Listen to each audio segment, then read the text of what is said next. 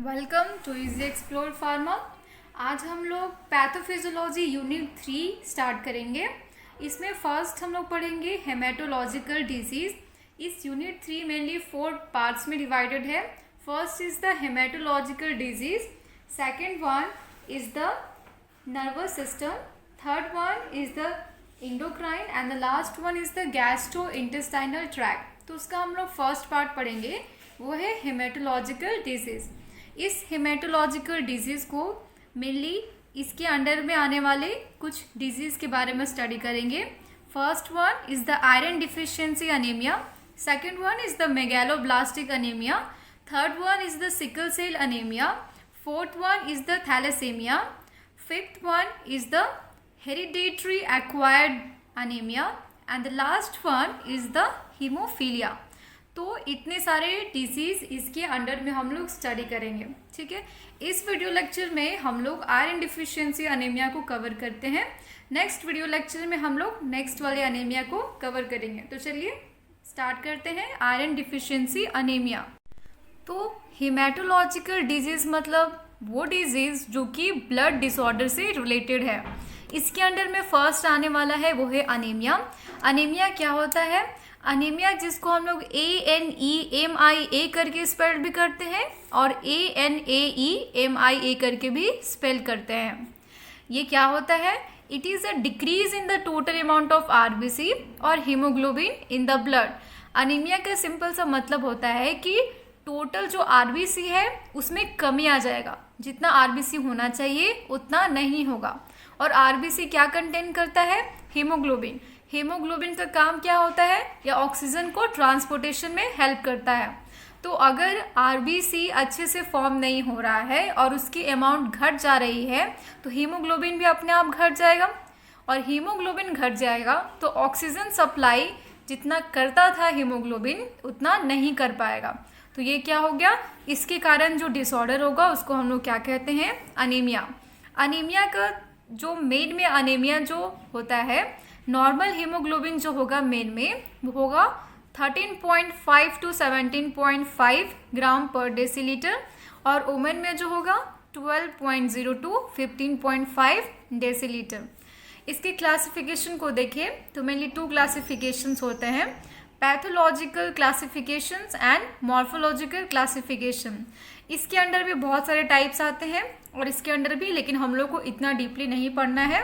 हम लोग को पैथोलॉजिकल क्लासिफिकेशन में mainly iron deficiency anaemia, megaloblastic anaemia और भी कुछ अनीमिया पढ़ना है। और मॉर्फोलॉजिकल क्लासिफिकेशन हम लोग स्टडी डीपली नहीं करेंगे।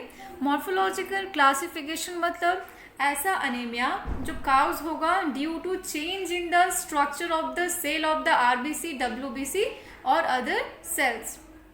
ठीक है, तो हम लोग अब देखते हैं फर्स्ट हमारा जो है वो है आयरन डिफिशियंसी अनीमिया। इस अनीमिया में क्या होता है कि एक ऐसा कंडीशन होगा जिसमें कि ब्लड जितना healthy red blood cells carry करता था, हेल्दी कंडीशन में जितना रेड ब्लड सेल्स को कैरी करेगा उससे कम करना स्टार्ट करेगा। ठीक है, और बोल सकते हैं इसका नाम क्या है? Iron deficiency anaemia. मतलब ऐसा अनीमिया जो कि आयरन की डिफिशियंसी से काउज होता है। तो इसमें क्या होगा? इनसफिशिएंट सप्लाई हो जाएगा आयरन का। अब हम लोग देखेंगे इसकी काउज को, पैथोजेनेसिस को। तो फर्स्ट काउज देखते हैं। It occurs when the body do not have enough iron to produce the haemoglobin. ये तब होगा जब बॉडी के पास इनफ आयरन नहीं होगा हीमोग्लोबिन को प्रोड्यूस करने के लिए। जो हीमोग्लोबिन का प्रोडक्शन होता है उसमें आयरन की ज़रूरत होती है, ये हम लोग सब जानते हैं। अगर आयरन की ज़रूरत से ज़्यादा आयरन ज़रूरत जितनी है उतना भी नहीं प्रोड्यूस होगा तो क्या हो जाएगा? हीमोग्लोबिन का प्रोडक्शन रुक जाएगा। तो वही यहाँ पे भी होगा। हीमोग्लोबिन को हम लोग HB से जो डिनोट करते हैं, it is a part of RBC that gives blood to its red colour and enables RBC to carry oxygenated blood throughout your body. ठीक है, हीमोग्लोबिन अब क्या होता है यहाँ पे थोड़ा ये इंट्रोडक्शन करके बता दिया है। हीमोग्लोबिन RBC का पार्ट है जो ब्लड को मेनली रेड कलर प्रोवाइड करता है। ठीक है, और RBC को इस तहत तक बेहतर बनाता है कि वो ऑक्सीजन को पूरे बॉडी में सर्कुलेट कर सके। Now the next one is the pathogenesis. ठीक है, हम लोग अब काउस पैथोजेनेसिस पढ़ेंगे काउस पढ़ने के बाद कि क्या होता है आयरन डिफिशियंसी अनीमिया का। फर्स्ट मतलब पैथोजेनेसिस मीन्स कैसे काउस होता है आयरन डिफिशियंसी अनीमिया। तो फर्स्ट है blood lost. Blood contain RBC. If you loss blood it means you are losing some iron. Blood में क्या होता है आरबीसी, और अगर ब्लड लॉस हो रहा है मतलब आरबीसी भी लॉस हो रहा है।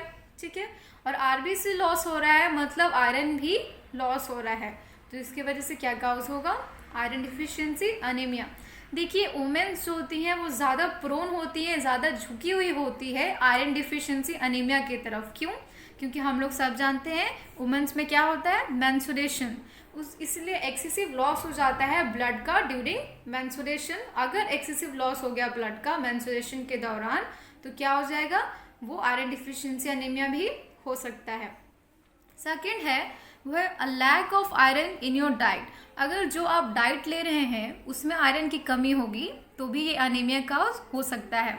ठीक है, blood regularly gets iron from food you eat. If consume too little iron over time, body can become iron deficient. For example, iron rich foods include meats, eggs, leaf, green vegetables and iron fortified food.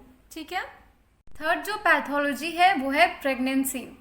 Pregnancy के दौरान ये iron deficiency बहुत सारे pregnant women को हो जाती है क्योंकि बहुत ज़्यादा अमाउंट में आयरन चाहिए होता है for growing the source of as a haemoglobin for the foetus के हीमोग्लोबिन को बनाने के लिए। क्योंकि प्रेगनेंसी के दौरान वुमेन सिर्फ अपना हीमोग्लोबिन का प्रोडक्शन नहीं कर रही है, अपने बच्चों का भी हीमोग्लोबिन का प्रोडक्शन करने में उसी का ब्लड यूज होता है।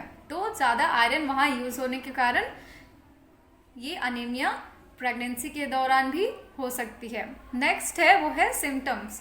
ठीक है, क्या क्या सिम्टम्स होंगे आयरन डिफिशियंसी अनीमिया के। Iron deficiency anaemia science and symptoms में इंक्लूड। साइंस और सिम्टम्स क्या क्या है देखिए। First one is the extreme fatigue. अगर बहुत ज़्यादा थकावट होती है तो भी ये हो सकता है। बहुत ज़्यादा वीकनेस होगी तो भी होगा। जो स्किन है वो पेल स्किन फीका पड़ जाएगा स्किन का कलर। ठीक है, चेस्ट पेन होगा, हार्ट बीट फास्ट हो जाएगा और ब्रेथ लेने में प्रॉब्लम होगी। हेडेक हो सकता है, डिजीनेस हो सकता है और लाइट डेडनेस भी हो सकता है। कोल्ड हैंड्स, फीट और हैंड हो सकते हैं कि ठंडे पड़ जाएं। इन्फ्लामेशन भी हो सकता है and shortness of your tongue भी हो सकता है। ब्रिटल नेल्स भी होंगे। Poor appetite if specially in the infant and children with iron deficiency anaemia. ठीक है, नेक्स्ट है वो है complication means iron deficiency iron deficient होने में क्या क्या कॉम्प्लिकेशन हो सकते हैं। तो फर्स्ट है वो है हार्ट प्रॉब्लम। ठीक है, जिसको भी आयरन डिफिशियंसी अनीमिया है उनको हार्ट प्रॉब्लम होगा। इट लीड्स टू रैपिड और इरेगुलर हार्ट बीट, जिसके कारण हार्ट बीट का जैसे ही जिसको भी अगर आयरन डिफिशियंसी अनीमिया होगा तो हम लोग हमेशा उसमें यही देखेंगे कि उसके हार्ट बीट हमेशा या तो बहुत फास्ट चल रहे हैं या फिर बहुत स्लो चल रहा है, मतलब हार्ट बीट इरेगुलर वे में चलता है। ठीक है, your heart try to pump more blood to compensate for the oxygen carried in your blood when you are anaemia. Of course, क्योंकि अगर अनीमिया है तो जो ब्लड की सप्लाई हो रही है वो इरेगुलर वजह से हो रही है। ठीक है, और हमारा हार्ट चाहेगा कि उस सप्लाई को हम लोग पूरी तरह से फुलफिल कर दें। उसी सप्लाई को फुलफिल करने के लिए ज़्यादा अमाउंट में सप्लाई करेगा, वो हार्ट पंप करेगा ब्लड को। ठीक है, तो इसकी वजह से क्या होगा हार्ट प्रॉब्लम हो जाएगा। ये हो सकता है कि अगर बहुत ज़्यादा हार्ट सप्लाई करते रहा तो हार्ट फेलियर भी हो सकता है। ठीक है ना। नेक्स्ट जो हमारा कॉम्प्लिकेशन है वो है प्रॉब्लम्स ड्यूरिंग प्रेगनेंसी। देखिए, प्रेग्नेंट वुमेन में आयरन डिफिशियंसी अनीमिया होना मतलब कि बेबी के बर्थ को प्रॉब्लमेटिक करना, और बोल सकते हैं कि बेबी जो फीटस होगा उसका वेट जो होगा वो कम होगा। मतलब अगर अनीमिया, क्योंकि अनीमिया का सिम्टम से क्या था, वीकनेस हो जाता है, फटीग हो जाता है, वेट कम हो जाता है। तो अगर मदर को डिफिशिएंसी हो गई, अनीमिया हो गई, तो क्या हो जाएगा, फीटस का जो वेट हो जाएगा वो अपने आप लूज हो जाएगा। ठीक है। This condition is reduced in those women who receive iron supplement as part of the parental control care. मतलब उन वुमेन में ये कम होगा जिनको इस बात को ध्यान रखते हुए आयरन की सप्लीमेंट दी जाएगी। ठीक है। नेक्स्ट जो कॉम्प्लिकेशन होगा वो है ग्रोथ प्रॉब्लम। इन्फेंट में और चिल्ड्रन में आयरन डिफिशिएंसी अनीमिया का होना मतलब कि उसके ग्रोथ में कमी होना और उनके डेवलपमेंट में कमी होना है। ठीक है। नेक्स्ट और the last one is the prevention. कैसे हम लोग प्रिवेंशन करेंगे अगर आयरन डिफिशिएंट अनीमिया हो गया तो food rich in the iron include, हम लोग क्या करेंगे मेनली, इसका बहुत ज़्यादा प्रिवेंशन करने का तरीका नहीं है, सबसे ज़्यादा यही यूज़ करेंगे कि जो फूड हम लोग लेंगे वो आयरन से रिच हो। फर्स्ट वन इज़ द, कौन कौन से फूड है जो आयरन से रिच है ये देख लीजिए। Red meat, pork and poultry, seafood, beans, dark green leafy vegetables such as spinach, dried fruits such as raisins and apricot, iron fortified cereals, bread and paste and peas। तो यही सब है कुछ फूड जो कंटेन करता है iron. ये food को लीजिए तो क्या होगा, आयरन डिफिशिएंसी अनीमिया से प्रिवेंशन मिल सकती है। तो बस इस वीडियो लेक्चर के लिए इतना ही। नेक्स्ट वीडियो लेक्चर में हम लोग आगे की मेगालोब्लास्टिक अनीमिया और सिकल सेल अनीमिया को कवर करेंगे।